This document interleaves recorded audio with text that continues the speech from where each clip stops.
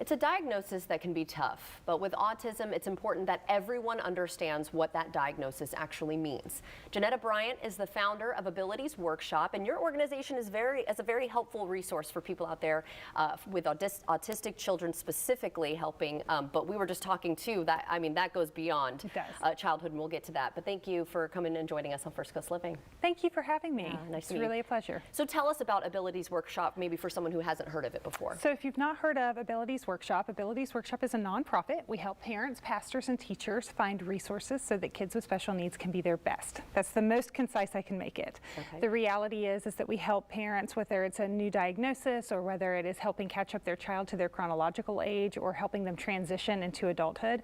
All of these are mountains that have to be moved. There's so much information that goes into it, and charting a path can be difficult. So helping them with resources and knowing where to go is pivotal to them making a journey. Right, and who do you say you support the most? I mean, obviously the teachers, pastors, and parents, but in terms of the children, give us like an age range or... So our kids, and I continue to call them kids even when they're in their 30s, right? I always say our kids. Right. Our kids need support at different levels throughout their entire life. Right. So there's not really an age where we don't help a parent. We'll help a parent whether they have a 3-year-old or a 30-year-old on finding what that child needs or what that person needs. Wonderful. And what type of resources do you offer them? So the workshops for adults, or for parents I should say, are online, because we found that most of our parents need to be able to access things at 2 o'clock in the morning rather than being able to meet up at 5 o'clock or being able to do something during dinner time. Right. It's easier for them to be able to do it on their own pace. So we'll do our workshops online and we'll mail out the workbooks, because I'm pretty old school and I believe that a workbook's important. You know, you can only take in so much information, and then 6 months from now you say, oh my gosh, I can't remember what I was doing. I need to go back and look at that. You can go back and you can look at it and you can find it, and hopefully it'll help you move forward. That's wonderful. And why the focus so much also on parents, teachers, and pastors? So I feel like it's a three-legged stool, if you will, right? Like each pillar is important. Right. You have to have parents fighting for your child to be their best. We can expect the world to accommodate our kids, but they're never going to be able to accommodate our kids fully. So you have to fight for your kid to at least get to that middle ground so that there can be some traction made. So if you have parents fighting for them, teachers need to understand them, and helping teachers understand our kids is really important. And then having a pastor or a faith community come along and support you is important. And if any of those three things are missing, you don't get the full goodie out of what your child can be. But if you have all three elements and it's most wonderful practice, then you get to see some real gains with our kids. Wonderful. I mean, that makes sense.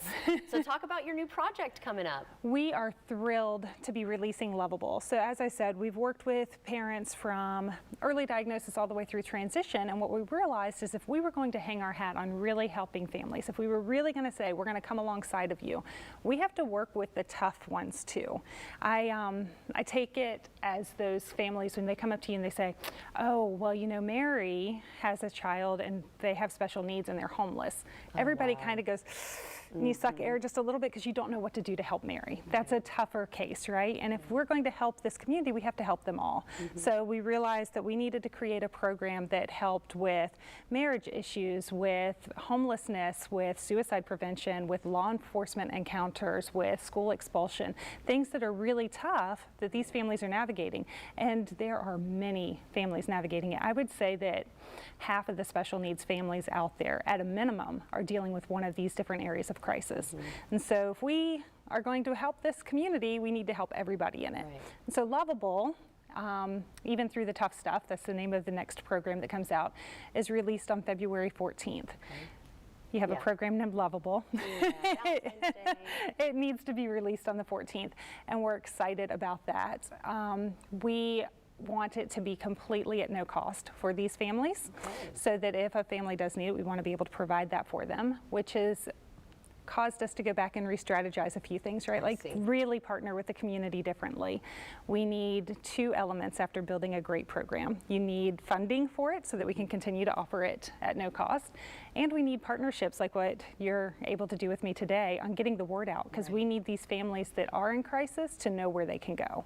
And So any promotion of that kind would be wonderful. Anybody that's out watching and thinking about a family that they know, point them in our direction and we'd be glad to help them.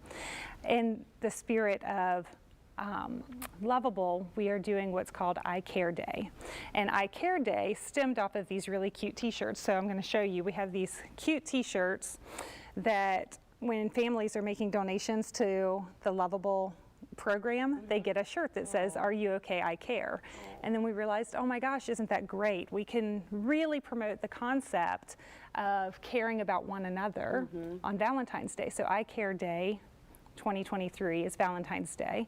And whether you donate anything or not, you can share something online about how you cared for one of your neighbors or something that you saw that was really thoughtful and helpful to somebody else. And then hashtag it, I Care Day 23, and we're getting word out just through you showing some compassion and kindness through something else. Okay, well, if people do want a little bit more information, where can they go?